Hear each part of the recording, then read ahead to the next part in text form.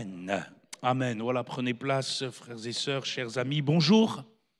Voilà, saluez un frère, une sœur à côté de vous. Faites-le de tout votre cœur. Il est bon d'être ensemble ce matin, de nous réjouir dans le beau nom de Jésus, d'être dans sa présence. Amen. Voilà, après quelques jours passés en métropole pour le congrès des Assemblées de Dieu de France, où nous étions réunis avec quelques 600, 700 pasteurs et épouses de tout l'Hexagone, mais aussi des dom-toms. Nous vous saluons dans le Seigneur et beaucoup de joie de vous retrouver, aussi d'avoir pu passer quelques temps avec ma famille. Pour certains d'entre eux, je ne les avais pas vus depuis 10 ans. Donc, certains de mes neveux et nièces ont grandi. Et même certains d'entre eux se sont mariés entre-temps. Et ça fait toujours bizarre de les voir maintenant adultes. Pour moi, dans ma tête, c'était toujours les tout petits comme ça. Et ça fait chaud au cœur de pouvoir aussi retrouver les nôtres dans la foi. Amen. Et voilà, ils vous saluent. Ma famille vous salue, les pasteurs vous saluent et recevez chaleureusement aussi les salutations particulières des assemblées de Béziers et de Bourgoin-Jallieu où j'ai pu apporter la parole du Seigneur pendant quelques réunions. Nous nous sommes fait du bien dans sa présence. Je dois communiquer à Alain et à Joël les salutations de Gabriel, donc c'est le fils d'Alain, c'est le frère de Joël, c'est le pasteur de l'Assemblée de Dieu de Béziers et surtout des petites filles de Gabriel qui vous embrassent chaleureusement. Comme ça, c'est fait, elles n'oublieront pas, elles ne me taperont pas quand elles verront parce qu'elles m'ont dit « Tu salueras bien tonton et papy pour moi ». Je l'ai fait. Que Dieu vous bénisse. Voilà, on va ouvrir l'Écriture ensemble. C'est toujours un honneur de prêcher l'Évangile. Amen. Et c'est un honneur de l'écouter.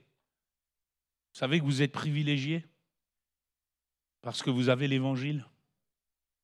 Amen. Vous savez qu'il y a des millions et des millions d'hommes, de femmes, de jeunes, de moins jeunes qui sont encore perdus dans leurs péchés, qui sont ignorants de la grâce de Dieu, qui sont conduits par des idoles muettes, qui n'ont pas l'Évangile comme vous et moi, qui ont toutes sortes de traditions, de philosophies qui ne sauvent pas. Nous sommes privilégiés, frères et sœurs. Nous connaissons Jésus-Christ. Et par-dessus tout, nous connaissons aussi l'Esprit qu'il donne. Amen. Jésus a dit « Et moi, je prierai le Père, et il vous donnera un autre consolateur, afin qu'il demeure éternellement avec vous, l'Esprit de vérité que le monde ne peut recevoir parce qu'il ne le voit point et ne le connaît point, mais vous, vous le connaissez, car il demeure avec vous et il sera en vous. » Est-ce que tu sais que le Saint-Esprit habite en toi ? Et je l'appelle l'irremplaçable, l'inimitable, l'indispensable, l'inarrêtable, l'immuable. C'est le Seigneur l'Esprit. Et là où est l'Esprit du Seigneur, là est la liberté. Amen, tu es libre en Jésus-Christ. Et quelle grâce de connaître le Saint-Esprit, d'être dans sa communion. Nous partageons ces messages depuis le début de cette année 2025 sur sa glorieuse personne. Nous avons vu qu'il est l'Esprit de vie.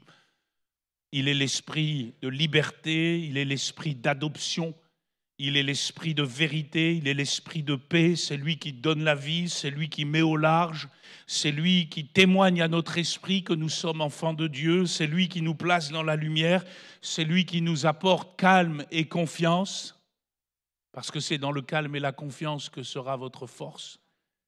Alléluia. Et comment, à partir de là, ne pas s'affectionner de la présence du Saint-Esprit ? Comment ne pas comprendre aussi qu'il faille se prémunir de l'attrister ?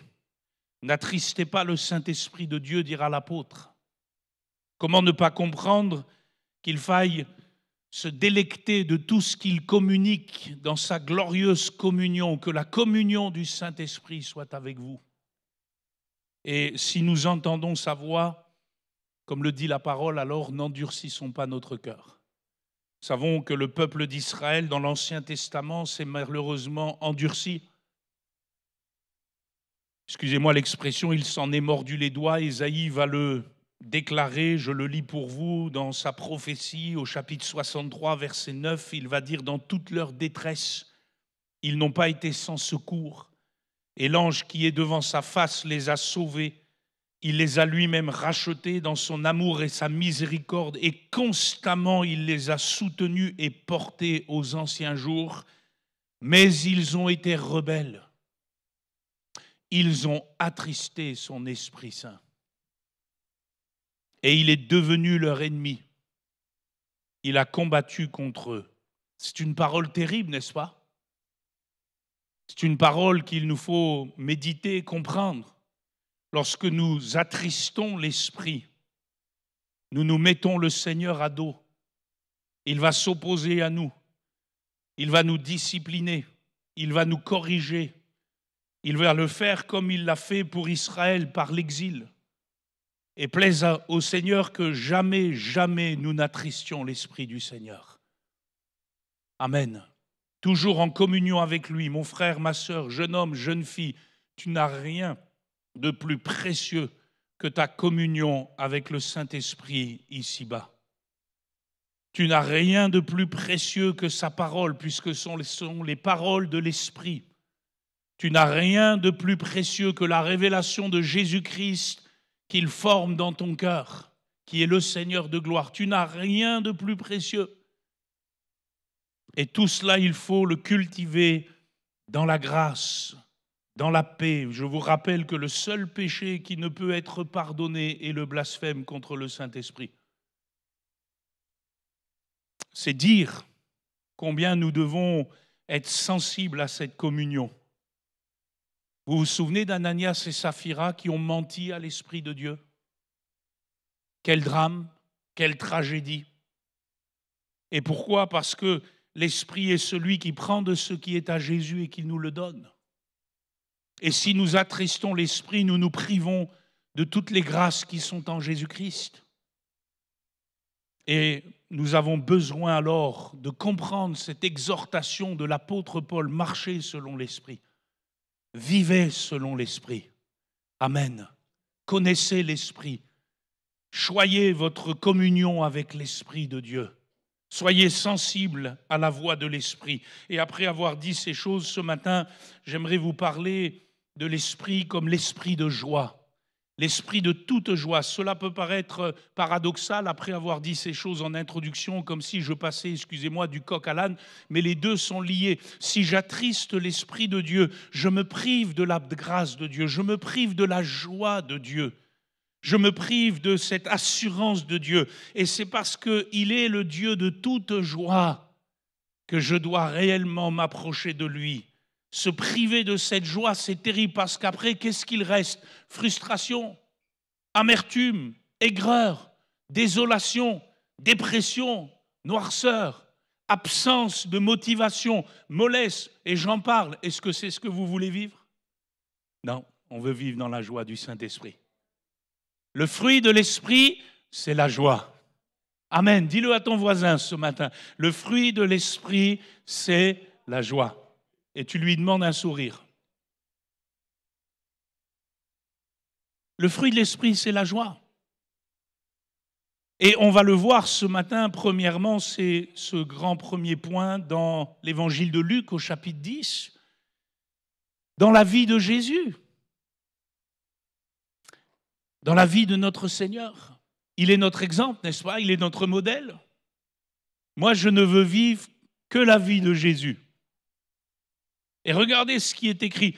Ses disciples ont été envoyés 2 à 2 dans la mission. Ils ont chassé les démons par le pouvoir qui leur avait été donné. Et quand ils sont revenus vers le Seigneur, ils étaient tout excités de savoir que même les démons étaient soumis au nom du Seigneur par leur intermédiaire. Et le Seigneur va leur dire ceci, Luc 10, verset 20. Ne vous réjouissez pas de ce que les esprits vous sont soumis, mais réjouissez-vous de ce que vos noms sont écrits dans les cieux. Et la suite, elle est magnifique. En ce moment même, Jésus tressaillit de joie par le Saint-Esprit. Et il dit, je te loue, Père, Seigneur du ciel et de la terre, de ce que tu as caché ces choses aux sages et aux intelligents, et de ce que tu les as révélées aux enfants. Oui, Père, je te loue de ce que tu en as voulu ainsi. Amen. Vous voyez, quand Jésus tressaille de joie par le Saint-Esprit, c'est directement la louange qui sort de sa bouche. l'esprit de joie connecté à l'adoration du Seigneur. Jésus tressaillit de joie par le Saint-Esprit. C'est un verbe très fort employé par Luc, un verbe qui signifie littéralement exulter, être dans l'allégresse. Il dérive d'un verbe qui signifie littéralement sauter, bondir. On aurait pu traduire Jésus bondit de joie par le Saint-Esprit. Une sainte, et je le mets entre guillemets, vous le comprenez, une sainte euphorie du Seigneur par le Saint-Esprit. Non pas dans des déviances et des exubérances, mais quelque chose de profond, quelque chose de réjouissant. Un verbe qui est aussi employé pour Marie. Dans Luc chapitre 1, verset 47, lorsqu'elle est visitée par l'ange et qu'elle reçoit cette glorieuse révélation qu'elle sera la matrice pour le Messie, pour le Fils bien-aimé, elle se réjouit dans le Seigneur. Elle bondit de joie par le Saint-Esprit. Elle exulte dans la louange, dans l'adoration. Que dire aussi d'Abraham? Jésus emploie ce même verbe pour lui dans Jean chapitre 8, verset 56, qui a tressailli de joie quand il l'a vu. Il l'a vu et il s'est réjoui, nous dit le texte. Abraham a vu le Seigneur. Lorsque les 3 hommes sont venus le visiter, 2 d'entre eux étaient des anges, le 3e était le Seigneur. Il a conversé avec lui à propos de Sodome, de Gomorrhe. Il a vu le Seigneur et il s'est réjoui. Alléluia. Que dire du geôlier, de la prison de Philippe, qui a mis sa foi dans le Christ ce jour-là, lorsque Paul et Silas, après avoir chanté les louanges de Dieu au beau milieu de la nuit, l'ont conduit dans le salut après le tremblement de terre et le tremblement dans son cœur. La Bible nous dit que ce dernier, les ayant conduits dans son logement, acte 16, verset 34, leur servit à manger et il se réjouit, c'est le même verbe, il se réjouit avec toute sa famille de ce qu'il avait cru en Dieu. Amen. Est-ce que tu te réjouis de croire dans le Seigneur? Est-ce que ça fait ta joie? Est-ce que tu bondis de joie par le Saint-Esprit de ce que ton nom est inscrit dans le livre des cieux? L'esprit de joie. Se réjouir par le Saint-Esprit. Exulter dans l'esprit. Est-ce que nous connaissons cette dimension? Sommes-nous facilement pénétrés par la joie du Saint-Esprit? Est-ce que notre cœur est perméable à la joie du Saint-Esprit? Ou est-ce que nous sommes toujours ce chrétien gronchon? Vous les connaissez, les chrétiens gronchons?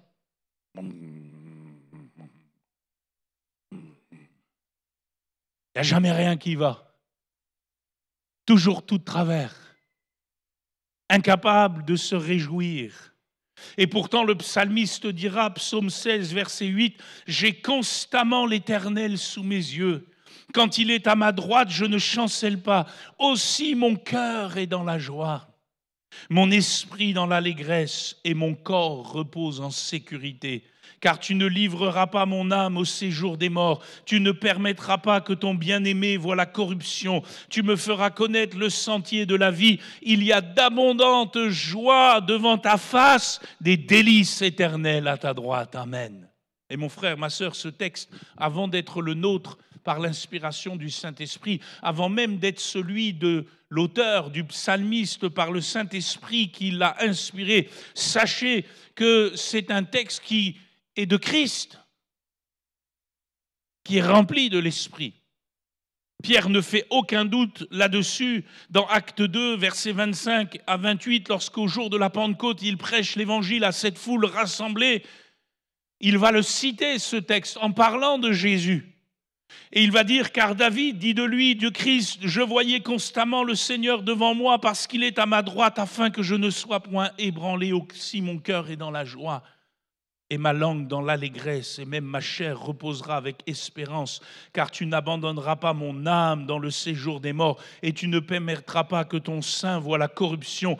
Tu m'as fait connaître les sentiers de la vie, tu me rempliras de joie par ta présence. Voyez, dans le psaume 16, c'est Jésus-Christ qui prie Et il ne prie pas n'importe quand. Il loue le Seigneur ainsi face à la croix. Lorsqu'il est question de son corps qui reposera en sécurité, lorsqu'il est question de sa chair qui reposera avec espérance, lorsqu'il est question de son âme qui ne sera pas abandonnée dans le séjour des morts, Jésus prie face à la croix. Il prie face au moment le plus terrible de son existence. Il prie face à l'agonie la plus grande, à la persécution et à l'outrage les plus féroces. Et s'il a vraiment souffert quant à son agonie dans le jardin de Gethsémane, mais aussi à la croix du Calvaire, à Golgotha, il n'y est pas allé sans la joie du Saint-Esprit. Et c'est pour cela que l'auteur de l'Épître aux Hébreux peut dire ceci, Hébreux 12, verset 2, de Jésus-Christ, en vue de la joie qui lui était réservée. Il a souffert la croix, méprisé l'ignominie et s'est assis à la droite du trône de Dieu. Amen. Qu'est-ce que cela nous enseigne? Qu'est-ce que Jésus, par son exemple, par sa vie, par son ministère, par son incarnation, rempli du Saint-Esprit, nous montre? Il nous montre, frères et sœurs, que rien ni personne ne peut nous empêcher de nous réjouir par le Saint-Esprit dans le Seigneur. Aucune épreuve, aucune tribulation, aucune persécution, aussi intense soit-elle, ne peut éteindre la joie du Saint-Esprit dans notre cœur. Est-ce que tu le vis ? Est-ce que la communion du Saint-Esprit t'amène jusque-là? Ou est-ce que dès lors qu'il y a une épreuve, la joie du Saint-Esprit s'évapore? Jésus peut ajouter, Matthieu 5, verset 11, « Heureux serez-vous lorsqu'on vous outragera, qu'on vous persécutera, qu'on dira tout faussement toutes sortes de mal à cause de moi. Réjouissez-vous et soyez dans l'allégresse, parce que votre récompense sera grande dans les cieux. Car c'est ainsi qu'on a persécuté les prophètes qui ont été avant vous. » On s'est souvent arrêté là dans les béatitudes, alors que le verset continue avec ce texte qu'on connaît bien, mais qu'on dissocie parfois de ce contexte, malheureusement, où Jésus ajoute « Vous êtes le sel de la terre. Mais si le sel perd sa saveur, avec quoi la lui rendra-t-on? Il ne sert plus qu'à être jeté dehors et foulé aux pieds par les hommes. Vous êtes la lumière du monde, etc. » Je me suis demandé, mais Seigneur, pourquoi tu as lié l'exhortation à la réjouissance dans la persécution, dans l'outrage, dans le combat, dans la lutte, à cette image du sel sur la terre? Et la réponse, à mon avis, elle est assez simple. De par les propriétés du sel, nous savons que c'est un exhausteur de goût, n'est-ce pas? Un curry sans sel. Il y en a qui aiment bien, mais enfin, moi, je préfère un curry avec un peu de sel. Non? Sinon, c'est fade. Et il y a cette image. Sans sel, c'est triste. C'est insipide. C'est morne. Il en est ainsi de la foi de quiconque sans la joie de l'esprit. La foi sans la joie, c'est le sel sans la saveur. Et mon frère, ma sœur, si nous ne savons pas nous réjouir dans l'esprit en tout temps, même au sein des tribulations, comment notre foi fera-t-elle la différence auprès de ceux qui nous entourent dans ce monde déchu et si triste dans lequel nous vivons? Si les âmes qui sont autour de nous ne nous voient pas réellement nous réjouir dans le Seigneur par le Saint-Esprit, malgré les luttes, malgré les combats, comme Jésus face à la croix, quelle différence cela fera-t-elle dans leur vie? Aucune. Si le sel perd sa saveur, s'il n'y a plus la joie dans la foi, quelle différence? Mon frère, ma sœur, apprendre à se réjouir dans le Seigneur l'Esprit. Rien ni personne ne peut te priver de la joie du Saint-Esprit. Alors peut-être faut-il, deuxièmement, ce matin, laisser le Saint-Esprit déloger en nous toute entrave, tout obstacle à cette joie qu'il veut communiquer. Peut-être faut-il laisser le Seigneur changer sérieusement certaines choses dans notre cœur. Selon la parole prophétique d'Ésaïe, chapitre 61, versets 1er au 3e, concernant Jésus et son ministère, que nous connaissons bien. L'Esprit du Seigneur, l'Éternel, est sur moi. Car l'Éternel m'a oint pour porter de bonnes nouvelles aux malheureux. Il m'a envoyé pour guérir ceux qui ont le cœur brisé, pour proclamer aux captifs la liberté, aux prisonniers la délivrance, pour publier une année de grâce de l'Éternel, un jour de vengeance de notre Dieu, pour consoler tous les affligés. Amen.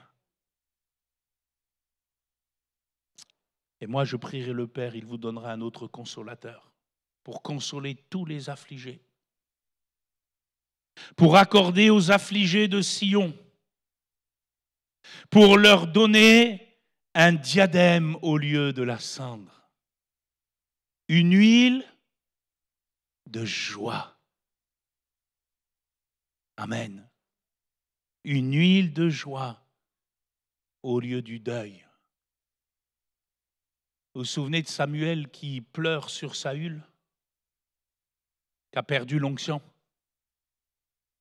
Et à un moment donné, le Seigneur va dire à Samuel, arrête de pleurer. Cesse de pleurer sur Saül. Remplis ta corne d'huile, va. J'ai choisi un homme selon mon cœur. Mon frère, ma sœur, excuse-moi de te le dire ainsi, peut-être d'une manière un peu directe. Cesse de pleurer.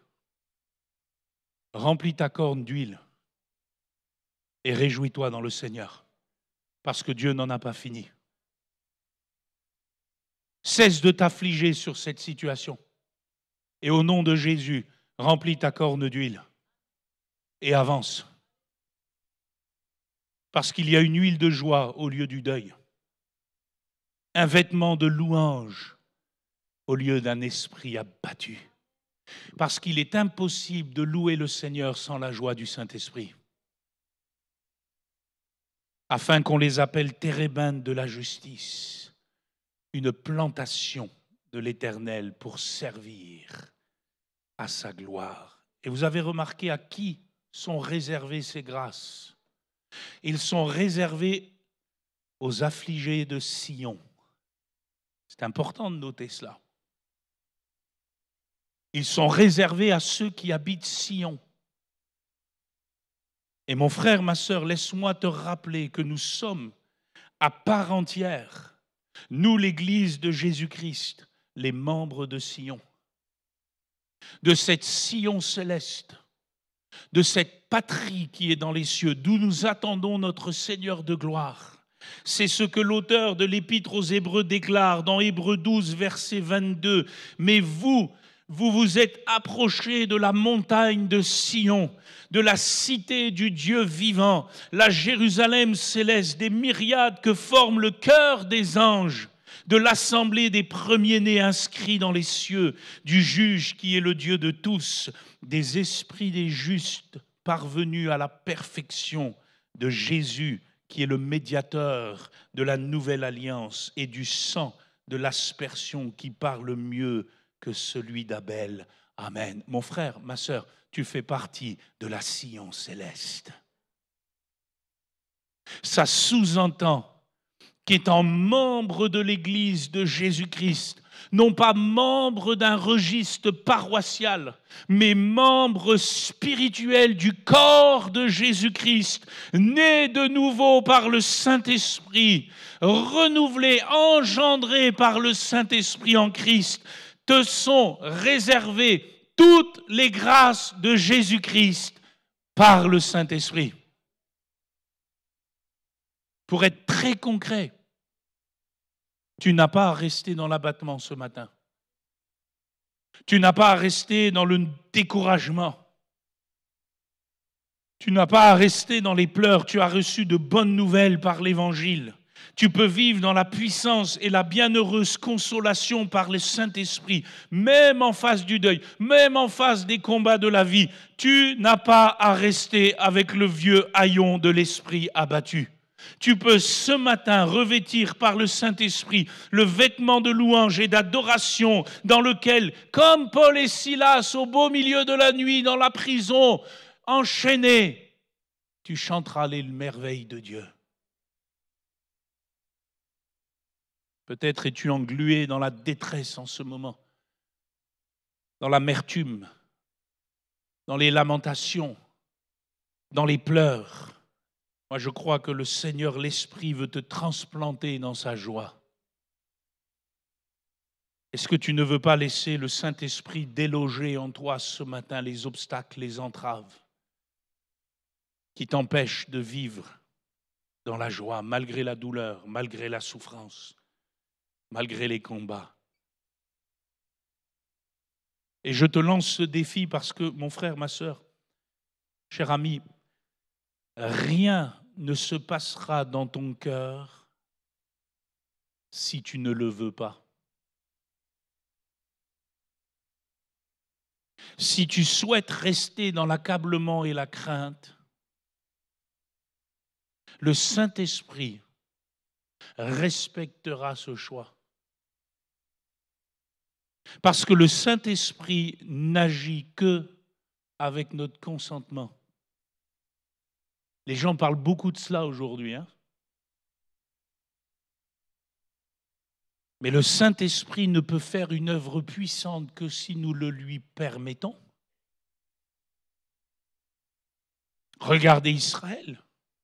Ils ont été secourus. Ils ont été portés. Mais ils ont été rebelles. Ils n'ont pas voulu. Ils ont préféré. Vous comprenez pourquoi David, dans le psaume 51, verset 12, ce psaume de repentance, au cœur de la désolation, de la chute, malgré tous ces sentiments amers qui l'animent, va s'écrier: ô Dieu, crée en moi un cœur pur, renouvelle en moi un esprit bien disposé. Vous croyez que Dieu est le Dieu du renouvellement? Amen. Vous croyez que Dieu est le Dieu du renouveau? On l'a chanté ce matin. Notre frère l'a dit et il a eu raison d'insister. Chaque jour, Dieu renouvelle ses bontés envers nous. Mais il y a combien de jours où nous passons à côté des bontés de Dieu parce que nous ne nous renouvelons pas. Nous ne venons pas dans le Seigneur avec cette foi de David en disant: Seigneur, crée en moi un esprit tout neuf. Ne me retire pas la communion de ton esprit, c'est ce qu'il dit. Ne me rejette pas loin de ta face. Ne me retire pas ton Esprit Saint. Rends-moi les quelques euros que j'ai perdus dans cette affaire où c'est mal passé.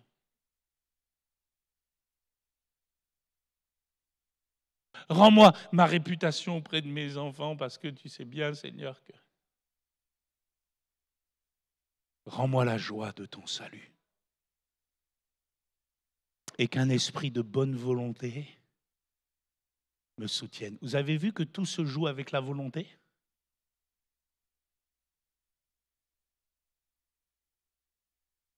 Excusez-moi, mais ici, David se bat comme un lion dans la prière. Pourtant, il est face à ses échecs. S'il est dans ce moment difficile, il s'y est mis tout seul, avec ses convoitises. Vous savez que ce psaume, c'est le psaume de repentance après l'affaire Bathsheba. Une année quand même assez particulière pour David. On ne parle pas de l'histoire d'un jour, on ne parle pas de l'histoire de quelques jours. Et quelque part, humainement parlant, David a tout pour sombrer dans le désespoir. Face à ses échecs, face à lui-même, son incapacité, face peut-être à sa prestance qui s'est écroulée comme un seul jour, face à ce qu'il pensait de lui-même et qui ce jour-là se brise. Il a tout pour s'aigrir, se frustrer. Saül, malheureusement, a pris ce chemin. Lorsque lui aussi, il a raté des choses, au lieu de se repentir, au lieu de s'humilier, au lieu de revenir au Seigneur, au lieu de déchirer son cœur, il déchire simplement le vêtement du prophète en essayant de le retenir. Sa royauté est déchirée, monsieur veut rester sur sa prestance. Il vit dans une gloire oubliée, passée. La joie s'en va de sa vie, l'esprit s'en va de sa vie. Il maintient les choses à bout de bras. Et c'est la dégringolade. Et David ici sait ce que le Saint-Esprit peut faire dans sa vie. Alors il se bat dans la foi, il s'humilie, il ne verse pas des larmes de crocodile. Il se repent, il sait que tout peut lui être ôté, comme Saül, même sa royauté. D'ailleurs, il ne dit pas « ne me retire pas ma royauté », comme tu l'as fait avec Saül. Parfois, vous avez des gens, ils s'arrêtent là. Ah, ne me retire pas ça parce que comment je vais passer face aux yeux des autres? C'est l'esprit de Saül. Mais l'esprit de David, c'est d'être prêt à tout perdre, sauf l'onction du Saint-Esprit. Tout perdre, sauf la joie de Dieu. Mon frère, ma sœur, jeune homme, jeune fille, je le dis solennellement, ça me concerne, ça nous concerne, ça concerne tous les membres du peuple de Dieu. Tu peux perdre ton job, tu peux perdre ta baraque, tu peux perdre ta réputation, tu peux perdre tes amis, tu peux perdre ta santé, tu peux perdre ta famille, tu peux perdre toutes les choses qui sont ici-bas. Mais il y a une chose pour laquelle il faut te battre dans la foi, c'est de ne jamais perdre l'onction du Saint-Esprit. Et si pour cela il faut t'humilier comme David, oh mon frère, ma sœur, que le psaume 51 soit gravé dans ton cœur ce matin. Et que tu ne perdes pas la joie de ton salut. Mais je le répète, le Saint-Esprit ne le fera que si tu le veux. Si tu ne délaisses pas ce qui te retient, ce qui t'empêche de vivre au cœur de sa communion, si tu restes dans tes travers, si tu restes dans ton apitoiement, si tu restes les yeux baissés, tu resteras aussi sec qu'un arbre 2 fois mort. David l'a compris. Et c'est pourquoi ce jour-là, il fut pardonné, consolé, relevé, restauré, réjoui. C'est aussi la raison pour laquelle l'apôtre Paul nous rappelle Romains 14, verset 17, c'est tellement important. Je le prêcherai sans cesse, que le royaume de Dieu, ce n'est pas le manger et le boire, mais c'est la justice, la paix et la joie par le Saint-Esprit. Mon frère, ma sœur, le royaume de Dieu n'a rien à voir avec ce qu'il y a dans ton assiette. Ça n'a rien à voir avec ce que tu as ou ce que tu n'as pas, ce que tu possèdes ou ce que tu as perdu. Ça n'a rien à voir avec les choses d'ici-bas. Ça a tout à voir avec ce que le Saint-Esprit peut faire dans ton cœur. En termes de justice, de paix, de joie. Ça a tout à voir avec l'accès que tu lui donnes. Et malheureusement, parfois certains croyants perdent l'onction de l'Esprit. Ils s'attachent au trône, comme Saül s'est attaché à son trône, oubliant l'Esprit.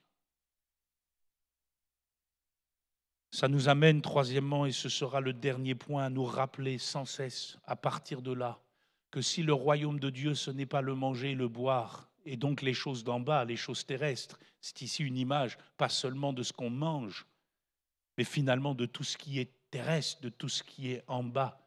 Ça nous rappelle, frères et sœurs, que l'esprit de joie ne travaille que pour les choses à venir. C'est important parce que Paul dit aussi dans cette même épître, Romains 15, verset 13, et c'est la prière que j'ai pour chacun de nous ce matin. Peut-être notez-la sur un post-it ce matin. Quand vous allez rentrer à la maison, vous la plaquez sur votre frigo, puisque c'est là où il y a le manger et le boire, non? Oui, c'est dans le frigo qu'il y a le manger et le boire. Il y en a, ils ont des gros frigos, des frigos américains. Ils finissent par être gros comme les Américains. Non, ça, c'est pas vrai. Vous le plaquez là, pour vous rappeler que le royaume de Dieu, ce n'est pas le manger et le boire, mais la justice, la joie et la paix par le Saint-Esprit. Et vous écrivez que le Dieu de l'espérance vous remplisse de toute joie et de toute paix dans la foi, pour que vous abondiez en espérance par la puissance du Saint-Esprit. Et qu'est-ce que Paul veut faire comprendre à l'Église par cette prière? Que le Seigneur que nous servons, le Seigneur, l'Esprit auquel nous sommes soumis, celui qui est éternellement avec nous, en nous, celui qui prend de ce qui est à Jésus et qui nous le donne, ce Seigneur est avant tout un Seigneur tourné vers l'avenir. Et c'est une vie remplie d'espérance en vue du siècle à venir qu'il veut nous communiquer. Et non pour les choses passées, ni même pour les choses présentes. Si nous ne comprenons pas cette vérité par le Saint-Esprit, il est fort à parier que nous aurons du mal à nous réjouir toujours dans le Seigneur. Parce que nous serons sans cesse ramenés par l'ennemi de nos âmes à ce qui s'est passé, ou à ce qui est devant nos yeux aujourd'hui. Et tout ça ôtera la joie qui, elle, est tournée vers ce qui vient. Voilà pourquoi l'apôtre Paul prie pour que nous abondions en espérance par la puissance du Saint-Esprit, de savoir se réjouir, mon frère, ma sœur, comme dit Jésus, de ce que notre nom est inscrit dans les cieux, et donc finalement d'avoir les regards tournés vers ce qui vient. Pourquoi je peux me réjouir aujourd'hui au milieu de la détresse? Pourquoi je peux me réjouir même au milieu de la souffrance physique et de la maladie? Parce que je sais que Jésus vient bientôt. Parce que je sais que le royaume de Dieu viendra dans toute sa splendeur lorsqu'il paraîtra sur les nuées. Et ce jour-là, il n'y aura plus de pleurs, plus de larmes, plus de souffrance, plus de maladie, plus de manque, plus de deuil. Que son nom soit béni. Et j'ai la joie dans mon cœur. Parce que je vais voir Jésus face à face. Si tu n'as pas cette joie-là, à mon avis, il te manque une dose de l'Esprit de Dieu. Et j'aimerais l'avoir en piqûre ce matin. Mais je ne suis pas l'infirmier. Il n'y a que le Seigneur qui administre l'Esprit. Amen. Et s'il te manque cette joie-là, mon frère, ma sœur, tu es le plus malheureux de tous les hommes. Parce que si c'est en cette vie seulement que nous espérons en Christ, mais nous sommes les plus malheureux. Espérer en Jésus seulement pour cette vie, seulement pour le manger et le boire, seulement pour les choses du corps, seulement pour les choses terrestres. Mais ça tue la joie du Saint-Esprit. Pourquoi? Parce que ici-bas, il est impossible que tout aille bien. Allô? Vous aurez des tribulations dans le monde. Ce vieux rêve que tout aille bien, il faut le mettre de côté. parce qu'il ne s'accomplira que lorsque Jésus sera revenu. En attendant, on va tous avoir des problèmes, on va tous avoir des difficultés, on va tous avoir une santé qui va se dégrader, parce que ça fait partie de la vieillesse, n'est-ce pas? Denis n'est plus aussi fort que quand il mettait des buts à l'USB. Hein? C'est vrai ou pas?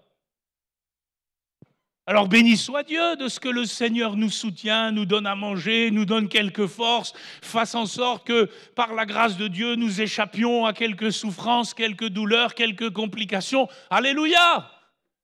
Enfin, notre espérance, elle est dans les cieux. Hein? Amen. Hein? Alléluia! Oh, lorsque nous serons réunis avec ceux qui nous ont précédés, qui ont fini la course, comme on le dit souvent, qui ont achevé la course et qui n'ont pas été achevés par la course.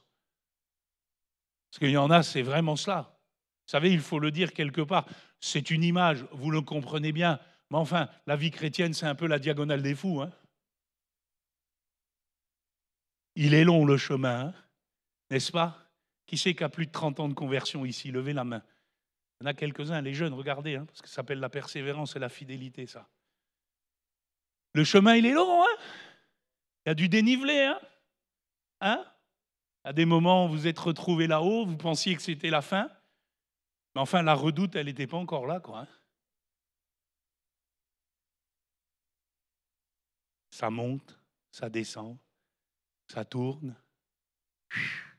Puis au milieu, oh là, une petite crampe spirituelle, oups, faut s'asseoir, faut prendre un peu de force, faut se renouveler, puis il faut repartir, faut pas s'arrêter, puis il faut continuer, puis il faut aller jusqu'au bout, parce que celui qui persévérera jusqu'à la fin sera sauvé. Voilà pourquoi Pierre dit ceci, on le lit ensemble, 1 Pierre 1, verset 3, et ça aussi c'est un texte que vous pouvez chérir dans votre cœur ce matin. Il va dire, béni soit Dieu, le Père de notre Seigneur Jésus-Christ, qui, selon sa grande miséricorde, nous a régénérés pour une espérance vivante. Tu es vivant ce matin? Oui? Tu bouges encore?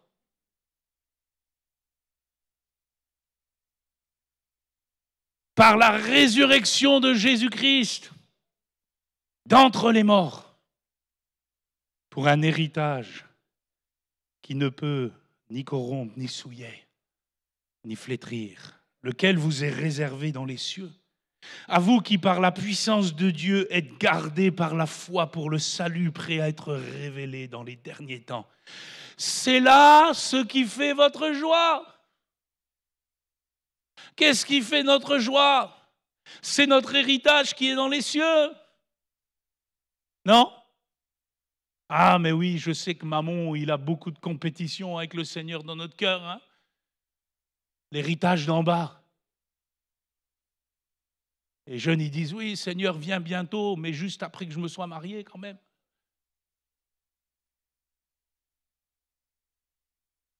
Seigneur, viens bientôt, mais tu sais, papa, maman, ils ont quand même des terrains et des maisons, donc attends un tout petit peu que je puisse profiter.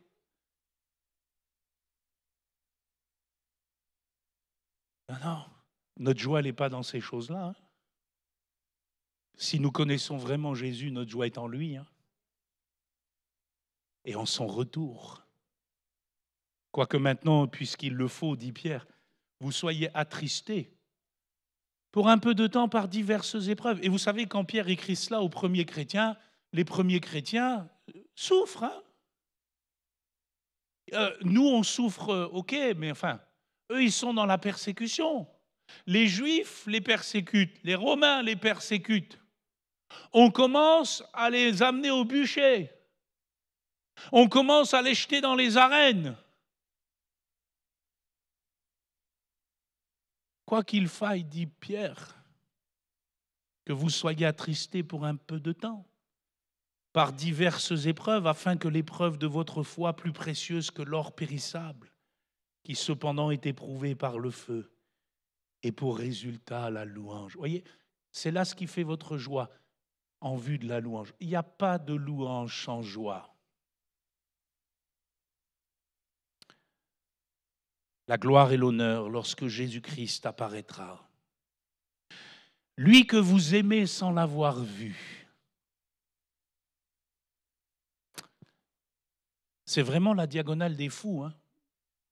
Parce que humainement, on passe pour des fous. On aime quelqu'un qu'on n'a jamais vu. Il y a des gens, ils aiment quelqu'un qu'ils ont vu sur Tinder. Enfin, ils ont vu une photo. Nous, on aime quelqu'un qu'on n'a jamais vu. Les gens, ils peuvent dire, mais ils sont fous. Mais la folie de Dieu est plus sage que la sagesse des hommes. Heureux celui qui a cru et qui n'a pas vu. Mais le Saint-Esprit témoigne à notre esprit de qui est Jésus, n'est-ce pas? Il nous le dépeint dans notre cœur par le Saint-Esprit. Nous connaissons les qualités de Jésus, mais bientôt nous le verrons face à face.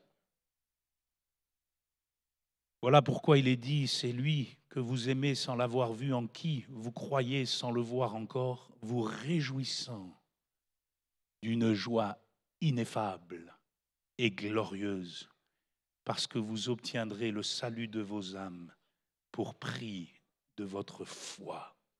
Mon frère, ma sœur, le Saint-Esprit ne travaille que pour l'apparition du Fils bien-aimé. Il est le Dieu de l'avenir. Il n'est pas le Dieu du passé. Alors arrête d'être nostalgique. Il n'est pas seulement le Dieu du présent qui nous aide dans toutes nos afflictions. Il est le Dieu tourné vers celui qui vient bientôt et qui nous propulse dans les voies du Seigneur. Oubliant ce qui est en arrière, je me porte vers ce qui est en avant. Mon frère, ma sœur, au nom de Jésus, il est temps que tu arrêtes d'être abattu. Et il est temps que tu te tournes vers les choses qui viennent. L'apôtre Paul, et je conclus, a été un chrétien joyeux. Pourtant, et ça c'est pour les jeunes, hein, il n'était pas marié. Même pour les autres. Hein. Vous avez des gens qui pensent ici-bas que s'ils ne sont pas mariés, ils ne seront pas joyeux. C'est le mariage qui fait leur joie. Bien que je sois marié à la plus belle femme du monde, désolé hein, les autres, hein, le mariage, il doit se construire dans le Seigneur, n'est-ce pas Giovanni? Je le vois rigoler derrière la table de la sono. Hein. Ah, le mariage, pas simple. Hein. Oh, c'est une bonne chose. C'est aussi un don de Dieu, mais enfin, ce n'est pas le mariage qui nous rend la joie ineffable de Christ. C'est la communion du Saint-Esprit qu'on peut vivre dans le mariage, parce que deux valent mieux qu'un. Et dans la prière, alléluia. Mais Paul, tout en étant seul, il était joyeux. Et puis, en plus, il était un missionnaire, un serviteur de Dieu joyeux. Amen.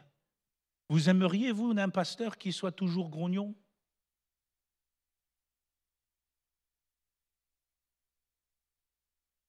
Jamais de sourire. Ça va? Oui. Ok.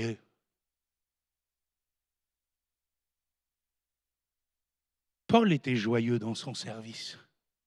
Heureux de servir le Seigneur. Amen. Les musiciens, heureux de servir Jésus. Amen. Vous voyez, si notre frère Vital est toujours...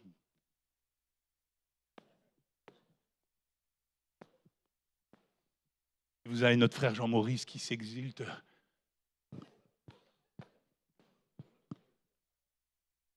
Alors je sais que parfois il se concentre, Vital, c'est pas pareil. Il ne faut pas rater une note.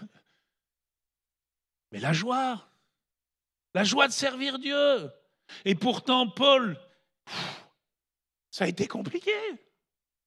Les coups, les trahisons, les critiques, les oppositions, les enfermements, les emprisonnements. Il a été battu de verge. Une fois, il a même été comme lapidé à mort. On l'a traîné hors de la ville. Vous vous rendez compte? Les disciples l'ont traîné hors de la ville. inconscient. On ne sait même pas ce qui s'est passé ce jour-là. Certains pensent que c'est à ce moment-là qu'ils furent ravis en esprit pour entendre dans le paradis de Dieu des choses ineffables qu'il n'est pas permis de dire aux autres. C'est une supposition, mais quoi qu'il en soit, lapidé à mort.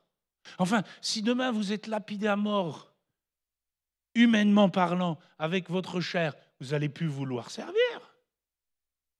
Enfin, si c'est ça, servir Dieu, de prendre des cailloux. Et moi, je connais parfois des chrétiens comme ça. Il y a quelques couacs dans leur service, il y a quelques frottements, puis d'un seul coup, oh, et la joie de servir Jésus, malgré les cailloux, malgré les luttes, malgré les oppositions, par la connaissance, par la pureté, par la longanimité, par un esprit saint, par la pureté, par la parole, par la joie du Saint-Esprit. Il dira, nous sommes regardés comme imposteurs, quoique véridiques, comme inconnus, quoique bien connus, comme mourants, et voici nous vivons, comme châtiés, quoique non mis à mort, comme attristés, et nous sommes toujours joyeux. Je vais vous demander ce matin de vous lever. Et dans ce moment de prière, alors que les musiciens, les choristes